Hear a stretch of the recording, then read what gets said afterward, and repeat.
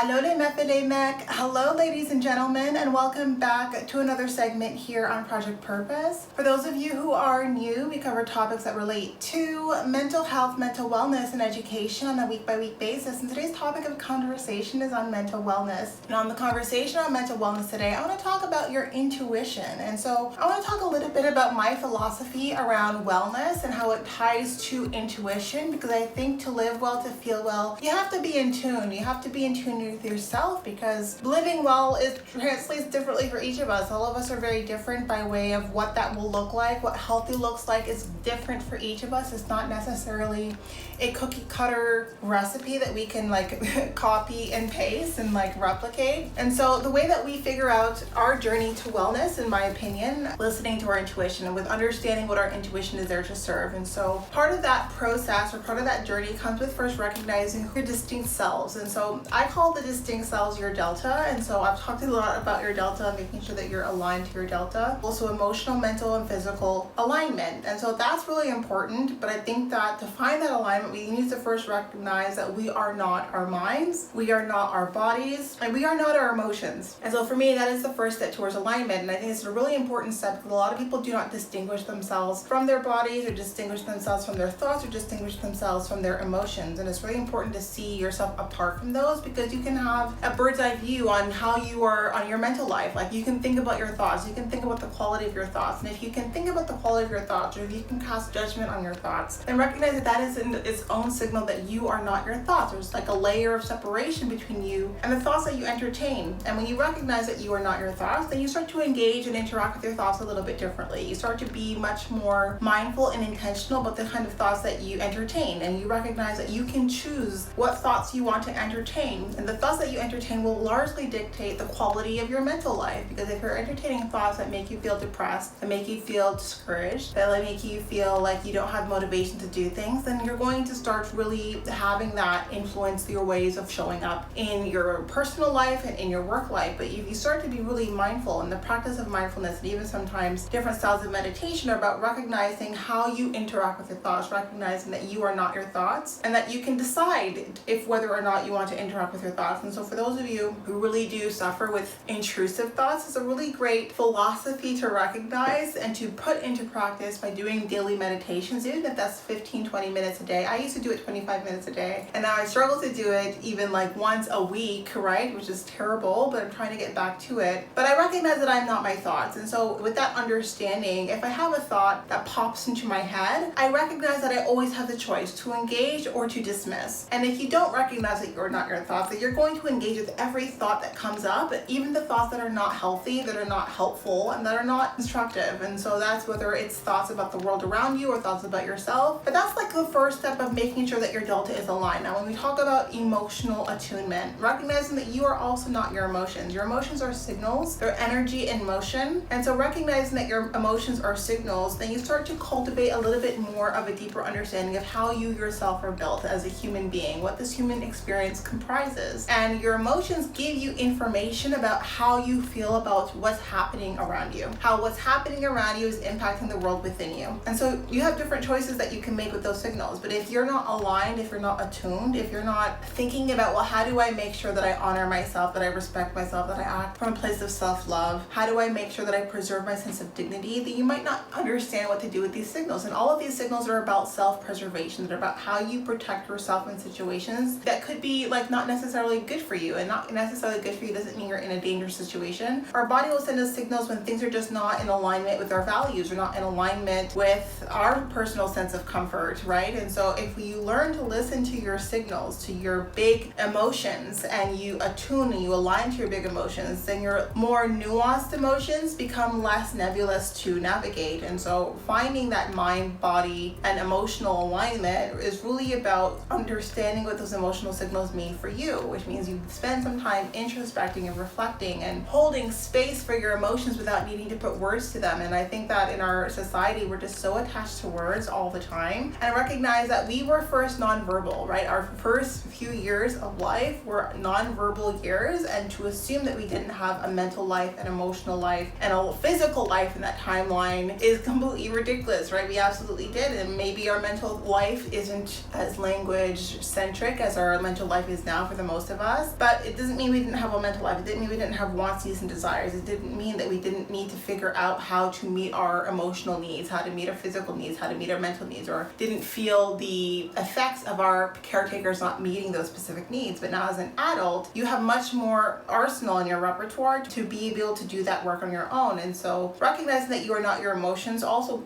gives you a sense as to what you do with your emotions, right? And you have to listen to the signals of your emotions, and that's how you start to build this intuition, right? Is recognizing, hey, if I get this emotion every time I'm in this situation, what is this emotion telling me about how I should be orienting if I want to be aligned to myself, if I want to honor, respect, and love myself? Like, what would a person who loves, honors, and respects themselves, how would they respond in this situation? And the more and more that you listen to your intuition, even if your intuition is telling you to get out of that situation or to respond with a specific feedback or whatever your intuition is telling you, you have a choice with how you decide to navigate around your emotions. And many of you who feel like you've betrayed yourself in the way that you responded to your emotional reaction, know that you had that choice. And when you recognize that you have the choice, you recognize that your emotions and yourself, you're not the same person. They're part of your human experience, but they aren't you as the human being that you are. You want to make sure that you have that alignment, and that alignment comes with listening to your emotions, holding space for your emotions, allowing your emotions the opportunity to exist and to be released, because they are energy and motion. Emotions aren't here to stay, they're here to pass, right? They're here to give us a sense as to how we feel about the situation that we're in, and then they get going, right? And last but not least, our physical experiences. And I think that our bodies tell us so much, and so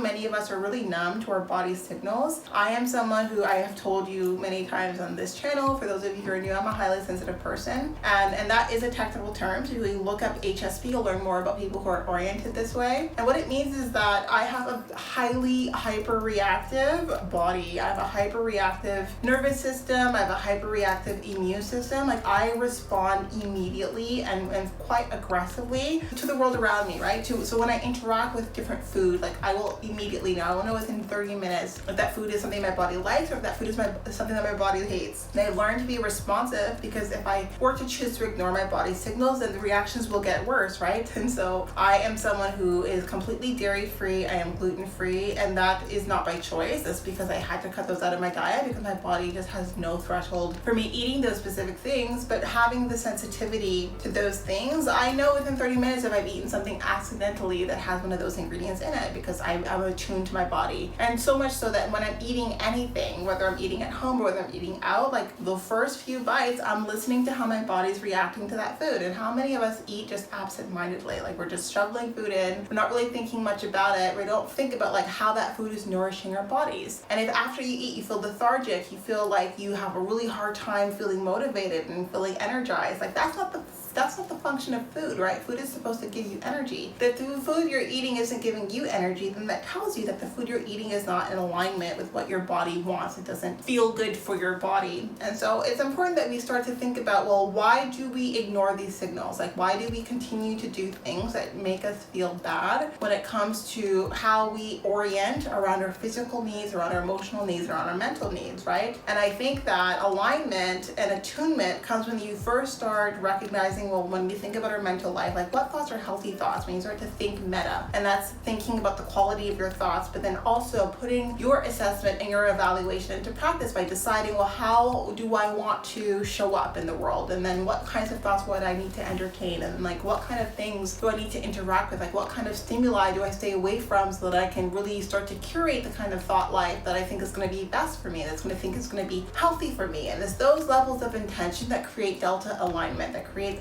the alignment with your mental, physical, and emotional state of self. And so I believe that we are ultimately like these spiritual beings in these human vehicles. And I think that the distance between emotion, between our mental life and between our physical life, is the spiritual self. And so people have different beliefs. I have aligned to a lot of different like philosophies and different, I guess, life practices that really just coincide and resonate with that. But then I also recognize that I'm a steward of this body. I'm a steward of my mental life. I'm a steward of my emotional life. It is my job to make sure that I am healthy in all of those areas and to maintain that delta. And how I maintain that delta is by paying attention and by staying attuned. And when you pay attention and when you stay attuned, you cultivate your intuition. Your intuition is always there. It will always be there, but you might have muted it. If you spend a lot of time like doing things that are a little bit self-sabotaging, you have different cycles that you're still trying to break through, then it could be that you have just created a lot of distance between yourself and your sense of intuition. But you always know how to get yourself back home because your intuition is your North Star. You know what you need to do to get back on track. You know what it is, what steps you need to take, what people you need to cut off, what foods you need to eat, stop eating. Like all of this, you kind of have this inner knowing about these things because of your intuition. And so I'm going to talk about like intuition being the target for all of our mental health, emotional health, physical health journeys. Like how do we make sure that we keep our intuition in mind, and how do we make sure that we align ourselves to our intuition by focusing on being really good stewards of our mental life, of our emotional life, and of our physical lives. And how when you take that position and you take that posture and you figure out, well, hey, like me living my best life is me living in alignment to my highest self, and alignment to my highest self is making sure that I'm always responsive to my mental, physical, and emotional needs, then you're on the right track to really building a life that you love, right? And I think all of us want a life that we love. We all want a life where we feel like we're deriving meaning and fulfillment. And I think that these are some of the steps that you take to get there. But in any case, that was the topic that I wanted to have today. Some food for thought for you on mental wellness and how intuition plays into that, and how your delta, your mental, physical, emotional well-being play into that. And also making sure that we all walk away from this conversation recognizing that we are not our thoughts, we are not our emotions, and we are not our bodies, but we are stewards of all three, right? These are all three elements of self that are integrated into the one self, you.